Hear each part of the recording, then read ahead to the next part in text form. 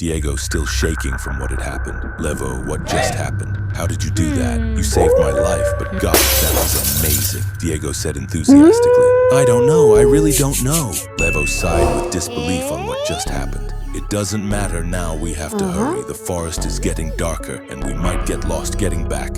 We have to hurry back to the gates before another one finds its way, said Levo anxiously. Diego nodded in agreement. Then he pointed at the dire wolf and lamented. But Levo, don't forget your mantra, your goal of finding the best ingredients to take your cuisine to a whole new level. Even if it means facing peril or danger at every level, Levo disapprovingly said.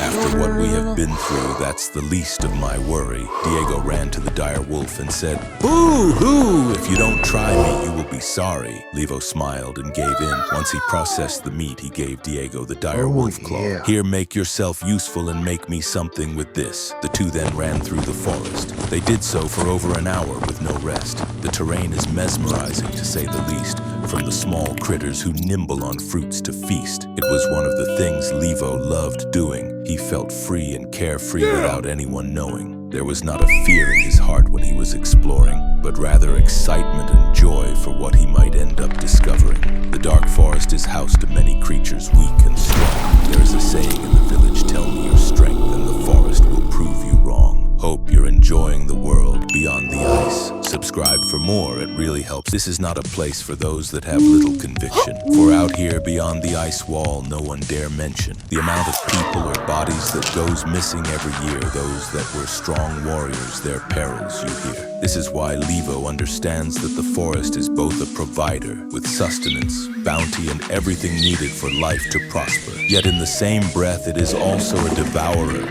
For those that seek out glory or fame, here they gather. Just then they reach the gates of the village, almost passing out in the weight of their salvage. The guards scream who goes there. The other guard sees Levo walking with Diego. He started to scream, let them in. Once inside, the guards on duty named Hara approached Levo and quickly said, You're late, we thought we had lost you. You promised you will be back soon, not this late. Me and Baco would be in trouble if Artie ever finds out. Action Response Team of Yakal is a group of elite soldiers that protect the borders and inhabitants of the village. They were formed by the first council of elders. Back then, the crew of the first men were a rowdy crowd. Their strength and grit, they were so proud. Fights and who would lead would always be an issue. The first Artie regiment came out strong, quenched all their doubts until they no longer can ensue. Hush now, Hera. Relax, look, we got something good this time around. Don't worry, I will come back and cook it and send you and Baco a pound. Hara is now drooling